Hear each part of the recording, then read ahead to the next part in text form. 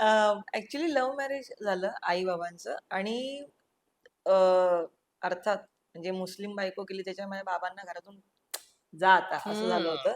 तर त्यांनी मग सुरुवातीला ते भाड्याने घर घेतलं होतं, पण तेही हम्म. गिरगावातच घेतलं होतं.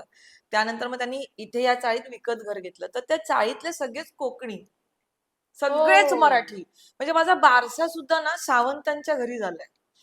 माझं नावही आरती जे ठेवलंय ते त्यांनी ठेवलंय, सावंतांनी, सावंत आईने. हो. ती आता हयात नाहीये, ती 2016 वारली. तर तिने ठेवलंय आरती म्हणून नाव. माझ्या बहिणीचं पण नाव, माझ्या मोठ्या बहिणीचं नाव. आमची नावं त्यांनी ठेवली आहे. बारसा आमच्या आजूबाजूला म्हणजे त्यांच्या घरात झालेले आहेत. हम्म. हम्म. बरं, माझं शिक्षण मराठीतून झालंय. आता ह्या दोघांची गंमत होती आई बाबांची अशी, की बाबा गुजराती, ते गुजराती गुजराती म्हणजे काठियावाडी गुजराती, हा हा. भावनगरचे, हो. आणि आई मुस्लिम. तर ह्यांना दोघांना कॉमन भाषा कुठल्या येत होत्या, तर हिंदी, किंवा आई माझी सोलापूरच्या त्याच्यामुळे तिला मराठी येत होतं. मराठी. आणि बाबांना सुद्धा मराठी येत होतं, कारण ते मुंबईत लहानाचे मोठे आले. आता गिरगावात एका चाळीत राहतायत, तर ते कशाला गुजराती आणि हिंदीतून बोलतील? हम्म. हम्म. ते मराठीतूनच बोलणार ना. बरोबर. बरं, माझ्या आईला भेटल्यानंतर कोणी ओळखणारच नाही की ह्या मुसलमान आहेत. तू म्हणशील ब्राह्मण आहे. अतिशय गोरी गोरी ब्राह्मणांसारखी. हम्म. हा, म्हणजे तिचा लुक बघशील तर ती ब्राह्मणच वाटते, आणि तिच्या बोलण्यात कुठे सोलापुरी टोन किंवा मुसलमान असं काहीच येणार नाही. बरं, माझं शिक्षण मराठीतून झालंय, आर्यन शाळेतली आहे मी, गिरगावातल्या. हम्म. त्याच्या मला मराठी आलंच पाहिजे त्याच्या. आणि मला सांगावं लागतं की मी गुजराती आहे. ओळखूच शकत नाही कोणी. काय म्हणतेस? हा, मला सांगावं लागतं की मी गुजराती आहे. कारण ना सोळंकी अण्णावरनं एक तर गुजराती असतात, हा, पण पटकन मराठी पण असतील की आपलं, म्हणजे असतात ना आता ऍक्च्युली बरेचसे कसं आहे ना, ते अण्णावरनं. सोलंकी आहे. मी हा, 10 वेळा लोकांना ते सांगते मराठीमध्ये आपण सोळंकी टिळक, करतो. हा, टिळक. सोलंकी. हा, हा. तर ते बऱ्याच प्रोडक्शन हाऊस किंवा नाटकवाले किंवा हम्म. सगळे ना, आता ळ सोळंकीच झालंय ते. सोळंकीच झालंय हा, ते. त्यामुळे तुला मराठी करून टाकलं लोकांनी. लोकांनी ठरवलं मी मराठी, हो मी मराठी आहे. आडनावातच बदल करून ते करून टाकलं. आडनावातच बदल करून झाले. पण तुझं अपब्रिंगिंग कसं राहिलंय? कशा पद्धतीने तू वाढलीयेस, लहानाची मोठी झालीयेस, बालपणात कसं होतं बालपण? कशा अ, पद्धतीनं ते तू वाढलीयेस?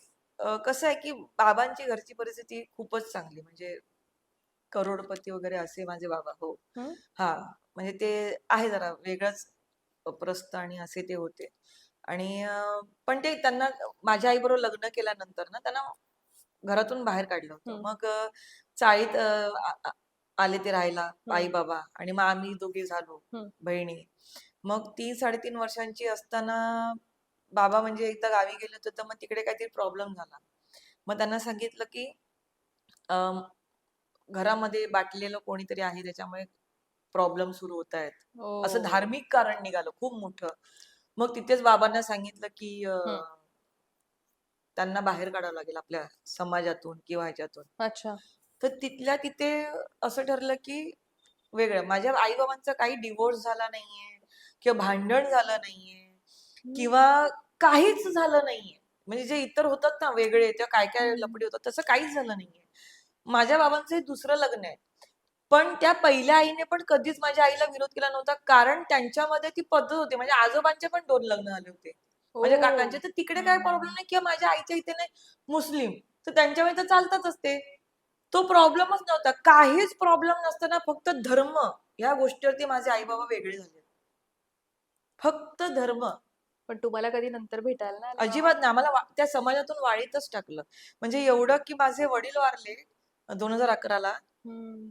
मला तर आठवत पण नाही ते, म्हणजे काहीच आठवणी तू नाहीयेत. गेली नव्हतीस? तुला कळलं? तर मी दौऱ्यावरून आले होते. मी आणि दिगंबर नाईकने खूप मोठा दौरा केला होता 8-10 दिवसांचा. आणि त्या दौऱ्यावरून मी आले होते, आणि दुपारी मी जेवले आणि मला फोन आला. मी झोपले होते की बाबा गेले. तर पहिलं तर माझं असं झालं की कोण बाबा गेले? कोण? कोण हं. बाबा? अगं, तुझे बाबा गेले. तर मी म्हटलं, आई समोर होती. तर मी म्हटलं की मला कळेच ना, मी सांगू कसं? तर मी म्हटलं, एक मिनिट मी तुम्हाला फोन करते. त्यांच्याकडून मला फोन आला. ते इन्स्पेक्टर आहेत. हं. त्यांच्याकडून मला फोन आला होता. तर मी बाहेर गेले आणि मग बहिणीला फोन केला. तर बहिणीला फोन केला तर ती तिथेच कोलॅप्स झाली होती की बाबा गेले. ते मी म्हटलं, मी सांगू शकत नाही आईला ही गोष्ट. मला ती नाही हँडल करता येणार. मग तिने येऊन आईला सांगितलं. बरं, मी आणि माझ्या बहिणीने तोपर्यंत तिथे फोन केला होता, भावनगर तिकडे आम्ही कॉन्टॅक्ट केला अच्छा, ते होता. तिथे राहायचे तेव्हापासून. त्यांनी संन्यास घेतला. जसे वेगळे झाले ना, त्यांनी नंतर लग्न वगैरे नाही केलं. त्यांचं ऑलरेडी पहिली एक होती. माझी आई दुसरी आहे ना. हां. जेव्हा वेगळं केलं त्याच वेळेला माझ्या बाबांनी संन्यास घेतला होता. ते आमचं मंदिर आहे स्वतःचं देवीचं. हं, हं, हं. आम्ही धर्मगुरू आहोत हं, म्हणजे तिकडचे, हं. भावनगरचे. तर त्यांनी संन्यास घेतला. ते संन्यासी होते. ते म्हणाले मला हेही नको आणि तेही नको. मी संन्यास घेतो. ते संन्यासी झाले होते. तिथे बाबांनी संन्यास घेतला. इथे माझ्या आईने काही दुसरं लग्न केलं नाही, काही नाही. ते तसं झालं. मग तिकडे आम्ही त्यांना फोन केला, की आम्हाला निदान बघू तरी दे, की कोण होता? आमचा बाप कोण आहे? हो. आमचे वडील कोण आहे? निदान तू आम्हाला पाहिलंच नाहीयेस म्हणजे तुला लक्षात पण मला नाही बाबा? लक्षातच नाही. मी 3.5 वर्षांची होते. काय लक्षात राहणार? चेहराच लक्षात नाही. चेहरा माझ्या डोळ्यात अश्रू पण नाही आले. मी काय आठवण काढून अश्रू येणार आहेत? आठवणीच नाहीये ज्या माणसाची आपल्या बरोबर. मला रडूच नाही आलं. मी खोटं नाही म्हणणार आणि मला ते खोटं नाही रडता-बिडता येत. म्हणजे मी अशी आहे ना, की आपलं रोजचं येणारं मांजरीचं पिल्लू किंवा हं. कुत्रा मांजर असेल ते गेल्यानंतर पण आपल्याला रडू येतं. पण माझे वडील गेले त्यानंतर मला रडू नाही आलं कारण माझी काही आठवणच नाहीये. आणि त्यांनी सांगितलं, की "नाही आम्ही केलंय. तुम्ही येऊ नका." आणि नंतर असं कळलं, की त्यांनी दुसऱ्या दिवशी कारण ते संन्यासी आणि असे धर्मगुरू आणि असे होते. तर जवळ-जवळ 1.5 ते 2 लाख माणसं आली होती माझ्या वडिलांच्या अंत्यसंस्काराला. खूप चांगल्या पद्धतीने अंत्यसंस्कार केले होते. मग तुम्हाला आम्हाला येऊ नाही, दिलं नाही. नाही दिलं. येऊ नाही दिलं त्यांनी आम्हाला. बापरे!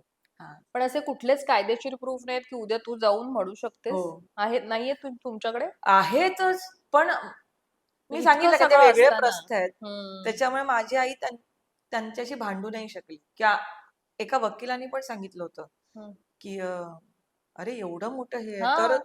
हक्क-बिक्क." तर आई म्हणाली, "तुम्हाला माहिती आहे का ते प्रस्थ किंवा ते काय त्यांचं कुटुंब आहे, कुठल्या लेव्हलचं आहे? कशाला तुम्ही? मला माझ्या 2 मुलींना घेऊन पण जगायचंय." आई-बाबांची भेट झाली कुठे? आई ॲक्चुअली झालं मुंबईमध्येच की काय कशी काय म्हणजे? ॲक्चुअली नाही, आई सोलापूरची आहे माझी आणि माझी आई हां. प्रचंड देखणी आहे. आणि हां. त्यावेळेला तर ती इतकी देखणी होती म्हणतात, म्हणजे चाळीतली माणसंही म्हणतात, की "तुझी आई प्रचंड देखणी." तर झालं असं, की यांचं लग्न वगैरे झालं होतं बाबांचं आणि कुलाव्याला माझी मावशीकडे माझी आई आली होती. का? तर गावी कोणीतरी पाटील म्हणत होता, ज्याची ऑलरेडी 3 लग्न झाली होती, की मला हिच्यावर 4थं लग्न हां. करायचंय.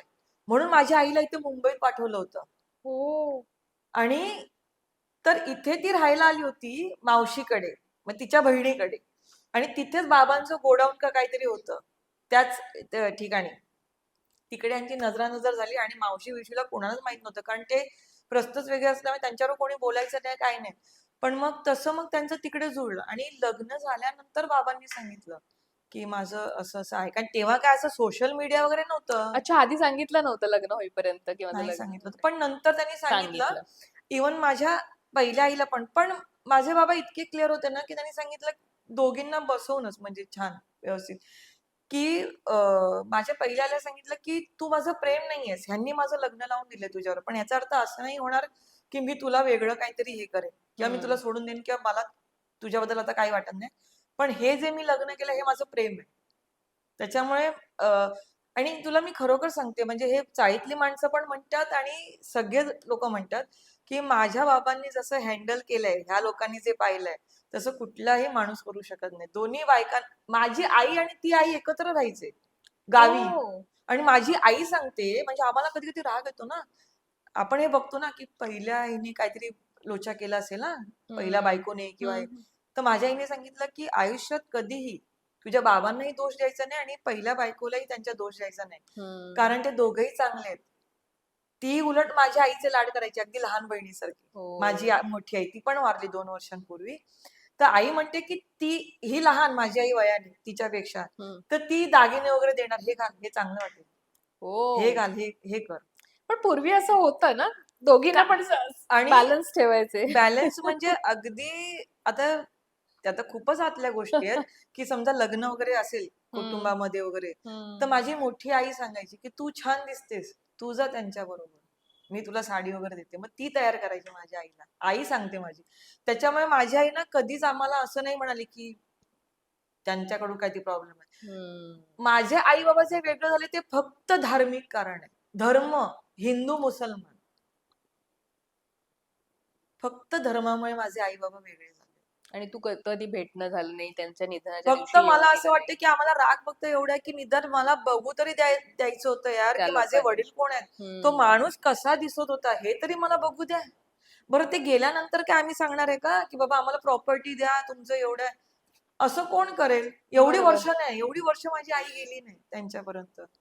ते तसं झालं. पण मी तुला सांगू ना, आम्ही जे लहानाचे मोठे झालो, मी आणि माझी बहीण, त्याचं पूर्ण श्रेय ना माझ्या आईला. चाळीवरती आहे. चाळीला. हम्म. ती आई आहे, ती तिच्या मुलींना मोठं करणारच आहे. बरोबर.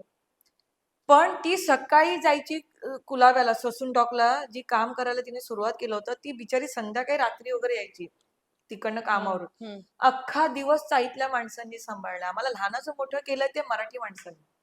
हम्म. आज जे माझी बहीण किंवा मी, आमच्यामध्ये जी मराठी संस्कृती दिसते किंवा गुजराती आणि मुसलमान हे कुठूनच आम्हाला दिसत नाहीच. नाही, हो, हो. कोणाला दिसत नाही, आमच्यामध्ये ते नाहीच आहे. तर ते फक्त ह्या चाळीतल्या लोकांमुळे झालंय. हम्म. आणि अशी लोक मिळणं आयुष्यात खूप खरं खूप तर खूप कठीण आहे, म्हणजे खूप कठीण आहे. कठीण आहे. तुला माहितीये म्हणूनच ना सगळ्यांना असं वाटतं की चाळीतून असं मोठं म्हणजे घरात जावं किंवा मलाही वाटतं, नाही असं नाही, ते घर पुरत नाही म्हणून. हम्म. पण मला ना खूप कठीणही वाटतंय की आम्ही ना कसे जाणार? गेलो तरी आम्हाला ती फार कठीण जाणार कठीण आहे. असतं कारण ब्लॉक सिस्टीम आणि मोठ्या घरांमध्ये आता तुमची पण माझी कोणी आई बघतही नाही.